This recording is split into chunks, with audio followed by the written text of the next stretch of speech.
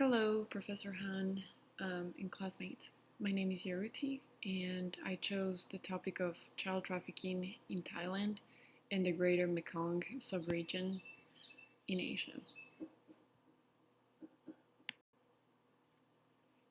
So Thailand is recognized as one of the as one of the countries that is a resource transit and destination for child trafficking. However, statistics are not concrete. The Royal Thai Police and public prosecutors work on cases together.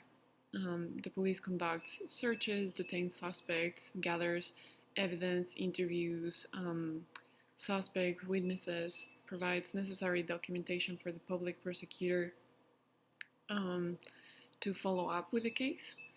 The prosecutor brings and conducts criminal prosecution on behalf of the Thai government.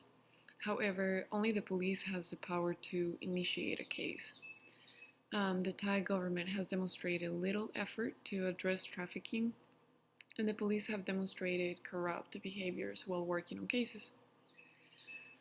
The Trafficking in Persons report created by the United States Department of State ranked Thailand on the Tier 2 watch list, given that the Royal Thai government has not fully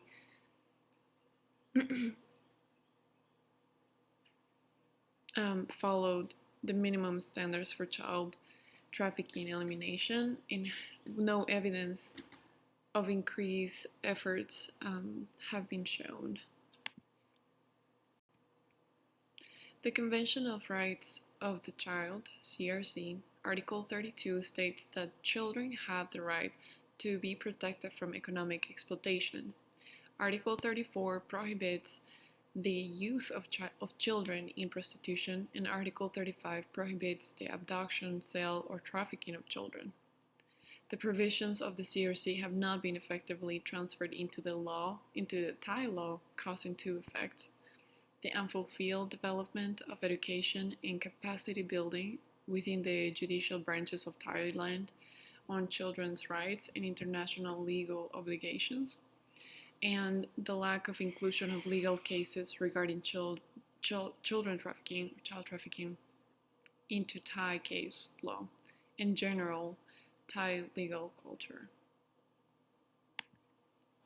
158 countries were state parties to the CRC optional protocol to fight the increase in child trafficking in 2000.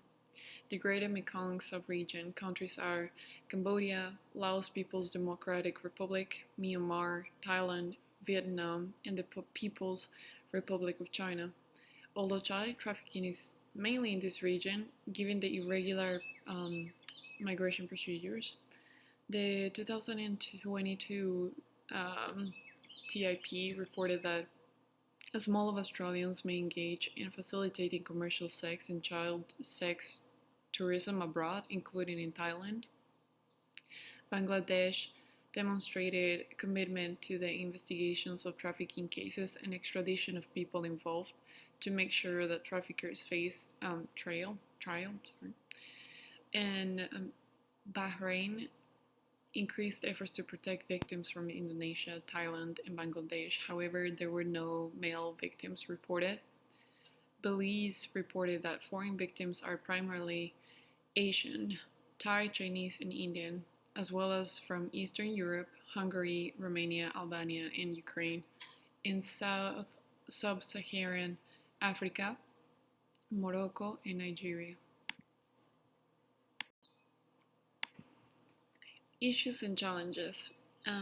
Lack of victim and witness protection has been a huge issue. Many traffickers are infiltrated in the villages. Without protection, victims fear retaliation and re-trafficking. The brothels provide monthly payments to the police for protection and in some cases are owned by the government, military, and police. There is a high rate of dismissal in human trafficking cases, given that the victims and witnesses report intimidation and threats throughout the process. There is a lack of protection of migrants' human rights. It was reported that Thailand alone estimated about 3.4 million migrant children at risk of trafficking and labor exploitation. And then international efforts to prevent and eliminate trafficking are needed. International organizations that protect victims don't have the adequate support at times, given that the concept of victimhood is embedded in the child trafficking narratives and can be interpreted however people want. The process of being recognized as a victim is a critical um, aspect in accessing support, which a lot of people don't end up having. The United Nations Office on Drugs and Crime data reports that children are recruited and transported all through the GMS region. Corruption within the Thai government, police, and military has been also noted in a lot of the studies that I've read. So best practices and evidence-based interventions. Trauma care is considered the best evidence-based practice when working with people who have experienced sexual, physical, emotional abuse and exploitation. So understanding that the effects of post-trafficking uncertainty on mental health is critical for survivors helps us provide the best practices. The complex trauma experienced by children and the long-term effects prolonged by the exposure, violence, abuse, neglect, and exploitation have a tremendous impact on their biological integrity, emotional regulation, behavior, and cognitive functioning. This practice aims to empower individuals to determine their own futures. 6 principles of trauma-informed care are safety, trustworthiness, and transparency, peer support, collaboration, and mutuality, empowerment, voice and choice, and cultural, historical, and gender considerations.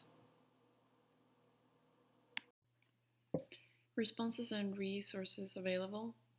Many for and non-profit organizations aim to prevent and eliminate child trafficking and are currently working with survivors in different countries worldwide.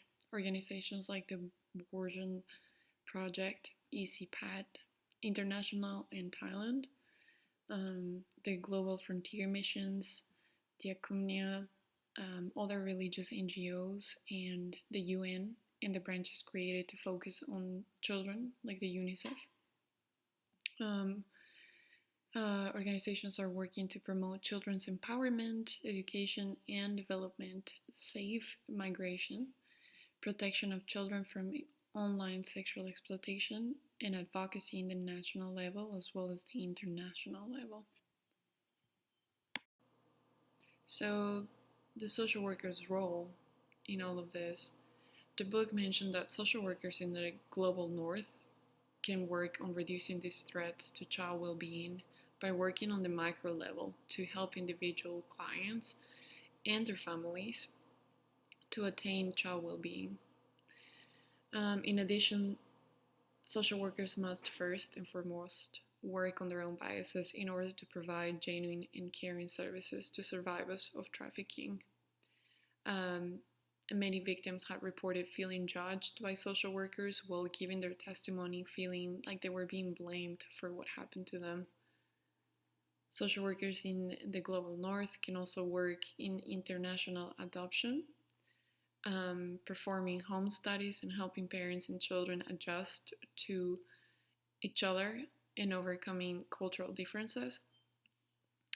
Social workers can also work with international organizations and NGOs that help prevent and rescue children from traffickers, such as the Asian Regional Initiative Against Trafficking, which focus on advocating for more collaboration between governments, NGOs, and international organizations. The ECPAT International focuses on awareness, advocacy, policy, and legislation to eliminate the sexual exploitation of children.